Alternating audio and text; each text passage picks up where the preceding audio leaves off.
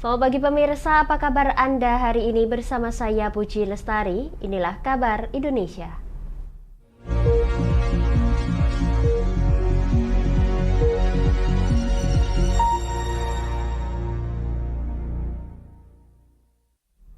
Pemirsa, seorang guru ngaji di rumah tahfiz di Kota Batam, Kepulauan Riau mengalami penganiayaan. Kejadian ini bermula dari bunyi corong toa atau pengeras suara yang mengarah ke rumah pelaku dengan kondisi istri pelaku yang tengah sakit.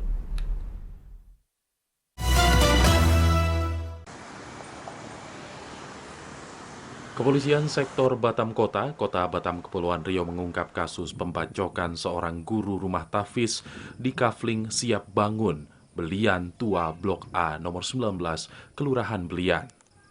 Kapolsek Batam Kota, Ajun Komisaris Polisi Betty Novia pada Selasa 29 Agustus mengatakan peristiwa terjadi pada hari Minggu 27 Agustus. Sebelum kejadian pembacokan, pelaku dan korban memiliki masalah pribadi.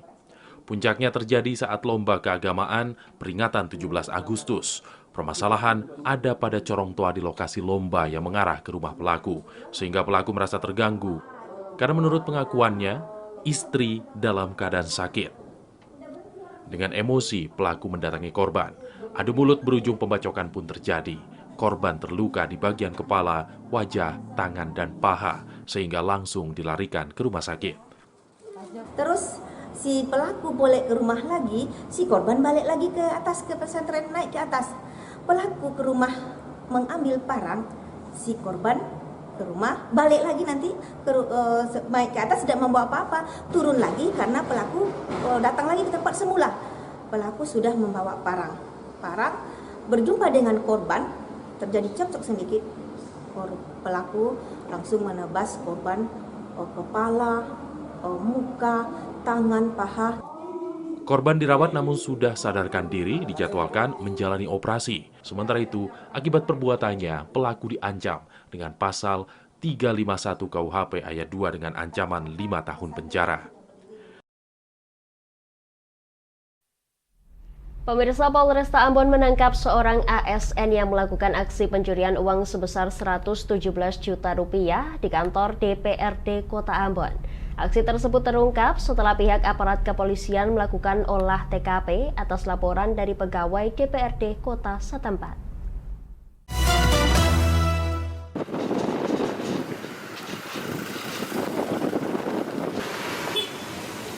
Seorang aparatur sipil negara ASN berinisial ASL ditangkap aparat kepolisian Polresta Ambon karena diduga melakukan aksi pencurian uang sebesar 117 juta rupiah di kantor Sekretariat Dewan Perwakilan Rakyat Daerah DPRD Kota Ambon pada Minggu 27 Agustus. Aksi tersebut terungkap setelah polisi melakukan olah TKP atas laporan dan keterangan dari para pegawai di kantor DPRD Kota Ambon. Kasih Humas Polresta Ambon, Ibda Janet Luhukai, saat ditemui di ruang kerjanya Selasa 29 Agustus mengatakan, pelaku mengambil uang ratusan juta rupiah tersebut dengan merusak CCTV yang berada di kantor Sekretariat DPRD Ambon. Jelasnya saat diamankan, pelaku telah menggunakan sebagian hasil curiannya untuk membeli sebuah sepeda motor. Dari tangan pelaku, polisi kemudian menyita barang bukti sepeda motor tersebut dan uang sebesar Rp72.577.000. Setelah selesai olah TKP, dimintai keterangan terhadap anggota PNS maupun Satpol PP, dan kemudian terduga pelaku langsung mengaku bahwa dialah yang membobol loker tersebut. Inisialnya ASL. Saat ini pelaku telah diamankan di Mapolresta Ambon untuk mempertanggungjawabkan perbuatannya. Ia terancam dijerat pasal 363 KUHP tentang tindak pidana pencurian dengan ancaman hukuman 7 tahun penjara.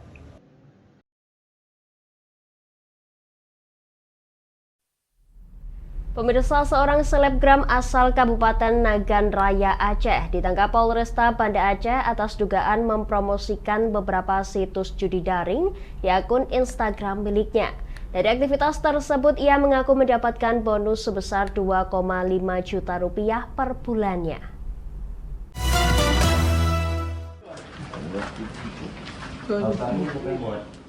SRC, seorang selebgram asal Kabupaten Nagan Raya, Aceh, ditangkap Polresta Banda Aceh karena diduga mempromosikan beberapa situs judi daring di akun Instagram miliknya. Selain dia, suaminya HF ikut ditangkap karena mengetahui aktivitas sang istri namun tidak melaporkan ke polisi.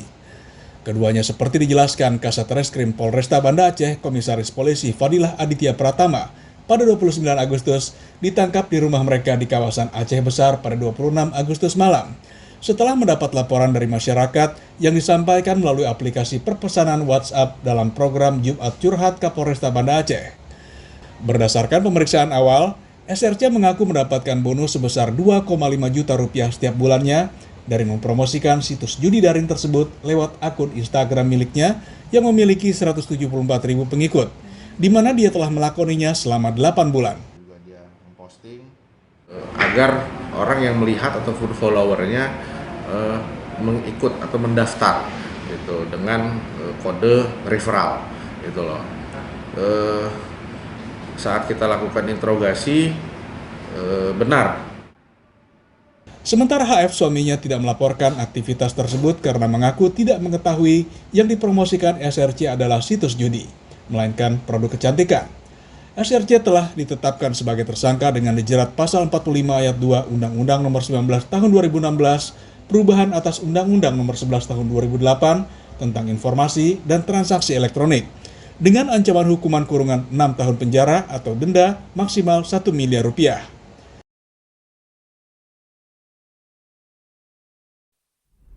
Kami akan jeda sejenak pemirsa, tetap bersama kami di Kabar Indonesia.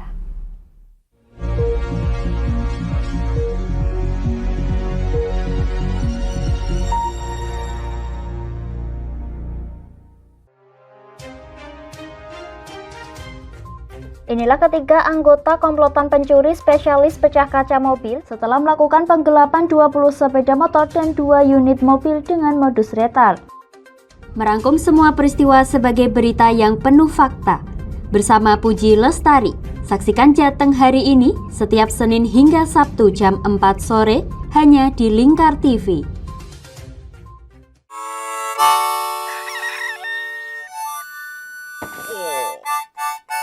Selamat pagi, Patrick.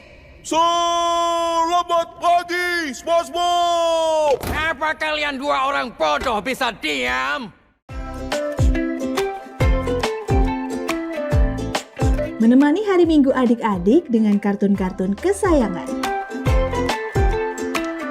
Patrick, sanjunglah konsumen. Buat dia merasa senang. Halo, hai sayang. Inilah Dunia Anak setiap hari Minggu jam 7 pagi sampai jam 11 siang hanya di Lingkar TV.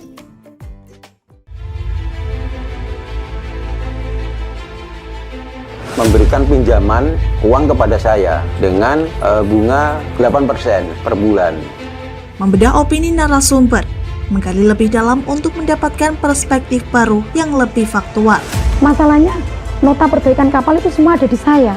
Kenapa Tomo bisa menunjukkan? Demi mendapatkan informasi yang solutif dan terpercaya dalam Bedah Opini. Setiap Rabu jam 11 siang hanya di Lingkar TV. Bersama saya Galus Karginanti dalam Sapa Jateng Lingkar TV. Melintas di daerah Sukolilo dikejar sama petugas bea cukai, ketangkap. Membahas dan menyuguhkan beragam potensi dari berbagai daerah di Jawa Tengah, ditemani narasumber-narasumber handal di bidangnya. Pencegahan dari awal mulai dari perilaku hidup bersih sehatnya juga harus dijaga seperti itu. Kami siap menyapa Anda dalam Sapa Jateng. Setiap Selasa jam 11 siang hanya di Lingkar TV.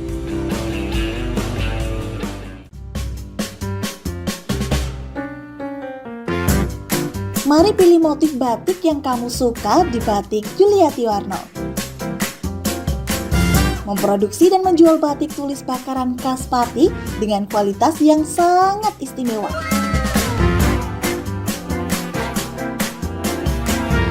Cocok buat oleh-oleh, seserahan, bahkan untuk baju nikahan loh.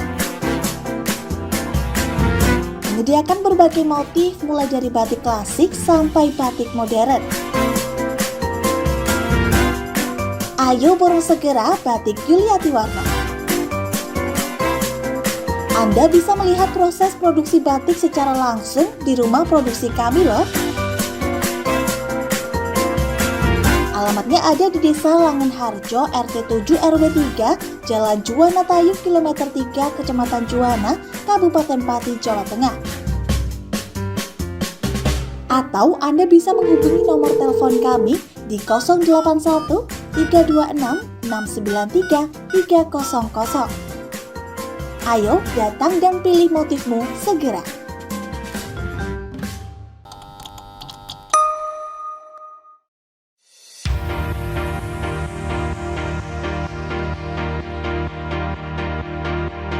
Wah, di Pati ada kedai yang nyaman dan estetik buat nongkrong bareng Besti. Ini dia, Kedai Sendika. Alamatnya ada di Gang 2 Sarirejo, Kecamatan Pati, Kabupaten Pati, Jawa Tengah.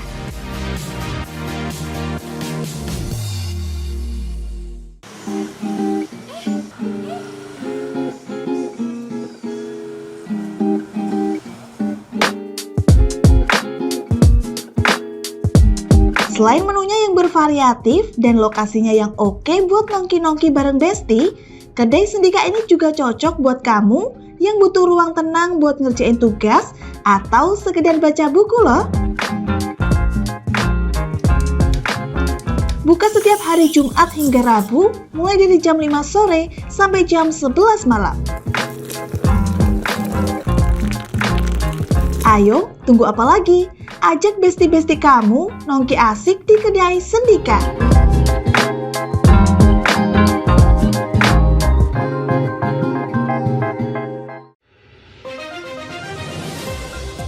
Modus kedua pelaku ini berpura-pura kehabisan bahan bakar kendaraan. Setelah pelaku dibantu, mereka kemudian melakukan kekerasan dan mengambil paksa sepeda motor korban. Saat tiba di lapangan terbang Okbab, rombongan langsung dihadang 5 orang yang mengaku sebagai anggota KKB.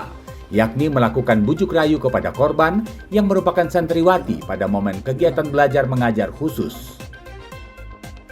Menyajikan informasi-informasi hangat dan terpercaya bersama Kabar Indonesia setiap Senin hingga Sabtu jam 7 pagi hanya di Lingkar TV.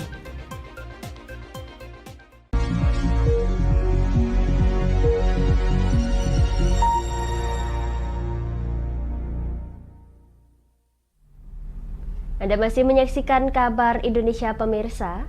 9 tugu perguruan pencaksilat yang ada di Kabupaten Madiun mulai dirobohkan, menyusul keluarnya surat edaran dari Bakesbangpol tentang penerbitan tugu di berbagai daerah. Selain dibangun di atas tanah milik pemerintah atau negara yang mengganggu fasilitas umum, tugu tersebut juga dinilai menjadi penyebab keributan.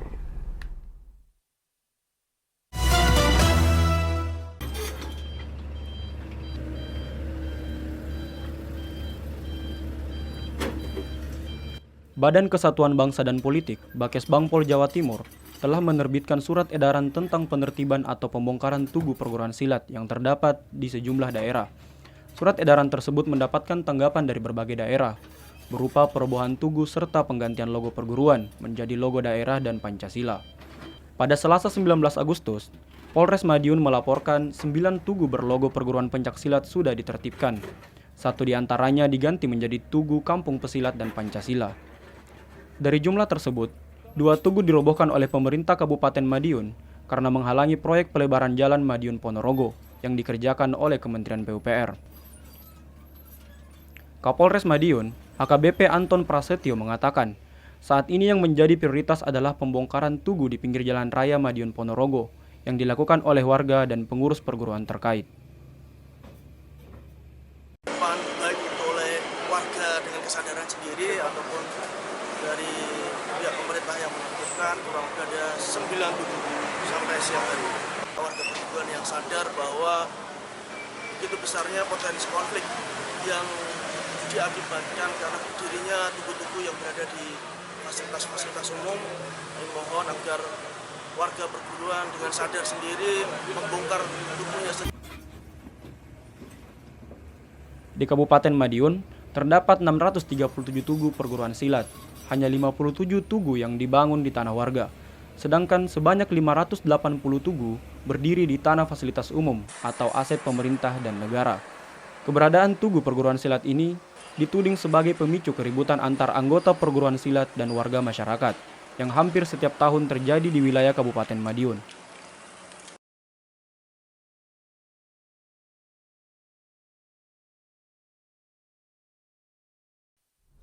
Pemirsa, petugas pemadam gabungan berupaya memadamkan kebakaran lahan gambut di Kecamatan Jaken Raya, Kota Palangkaraya. Kondisi lahan kering, angin kencang, dan minimnya sumber air menyulitkan petugas mengatasi kebakaran tersebut.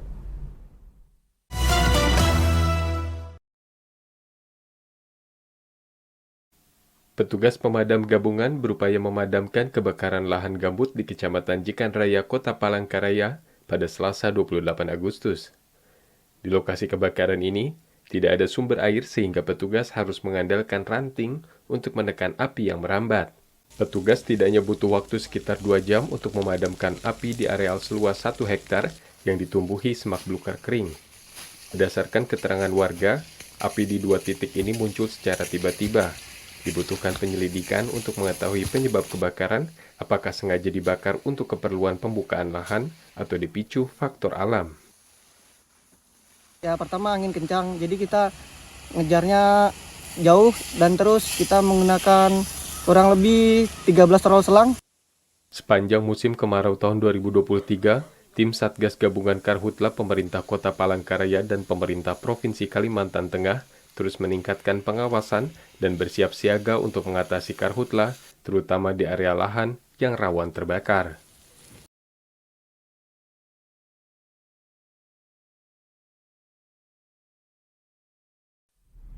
Pemirsa, pemerintah Aceh menyerahkan 3.247 surat keputusan pengangkatan PNS dan P3K untuk jabatan fungsional guru serta tenaga teknis di lingkungan Pemda. Dari jumlah tersebut, sebanyak 2.829 diantaranya merupakan jabatan fungsional guru. Hal ini merupakan upaya pemerintah Aceh untuk mengoptimalkan pemerataan guru, termasuk di daerah 3T. Kecuali yang sakit atau yang lagi mengandung boleh. Sebanyak 3.247 surat keputusan SK pengangkatan pegawai negeri sipil dan pegawai pemerintah dengan perjanjian kerja atau PPPK untuk jabatan fungsional guru serta tenaga teknis diserahkan pemerintah Aceh di pendopo gubernur pada Selasa 29 Agustus 2023. Dari jumlah SK yang diserahkan itu, 2.829 diantaranya merupakan jabatan fungsional guru. Penjabat Gubernur Aceh, Ahmad Marsuki mengatakan, hal tersebut merupakan upaya pemerintah Aceh dalam mengoptimalkan pemerataan guru di seluruh kabupaten kota di Aceh, terutama daerah-daerah terpencil yang masih kekurangan tenaga pendidik. Udah ada guru-guru yang dari daerah terpencil tadi di antara mereka, dan memang di daerahnya tentunya Dinas Pendidikan Aceh sudah berdiskusi sama kita akan hitung supaya guru-gurunya ideal di semua tempat. Kita bertahap lah, kita akan bertahap semuanya. Mudah-mudahan setelah ini ada lagi di tahun berikutnya. Jadi juga ada berita-berita di masa lalu kan, bahwa tahun ini tidak ada lagi honorer. Kenyataannya kita sudah 5.000 kita lantik. Sehingga tolong jaga disiplin. Data Dinas Pendidikan Aceh pada bulan Juni 2023 menunjukkan masih dibutuhkan 7.520 guru PPPK mulai jenjang pendidikan SD, SMP, SMA, SMK, hingga SLB. Dengan pengangkatan PPPK tersebut diharapkan seluruh kabupaten kota di Aceh nantinya tidak lagi kekurangan guru, sehingga kualitas pendidikan Aceh meningkat. Pemirsa, Indonesia terpilih menjadi tuan rumah Piala Dunia Ajang Basket atau FIBA World Cup 2023 pada 25 Agustus hingga 10 September 2023 di Indonesia Arena Kompleks Gelora Bung Karno, Senayan, Jakarta. Seperti apa tanggapan atlet basket dunia atas penyelenggaraan FIBA 2023 di Indonesia? Simak liputannya berikut ini.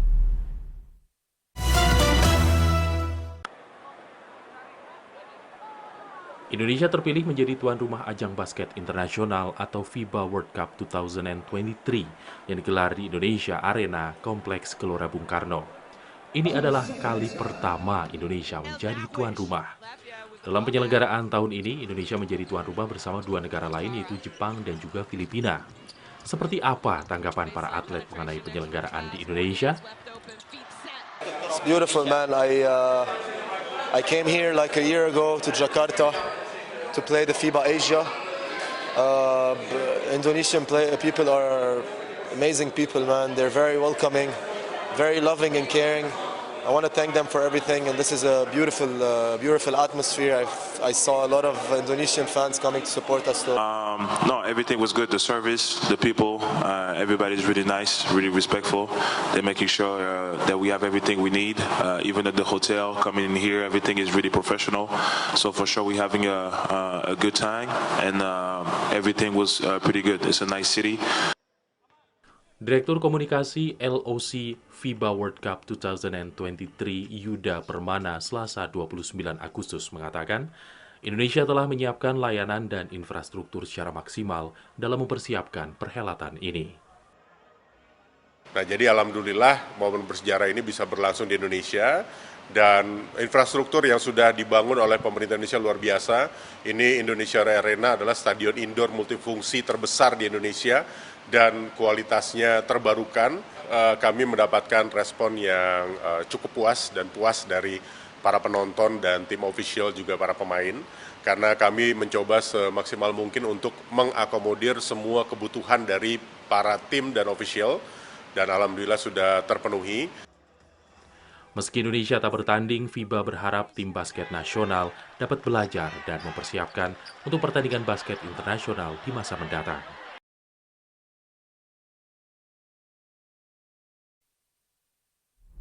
Demikian kabar Indonesia pemirsa, nantikan kabar Indonesia selanjutnya hanya di Lingkar TV. Saya Puji Lestari pamit dari hadapan Anda, selamat melanjutkan aktivitas Anda, selamat pagi dan sampai jumpa.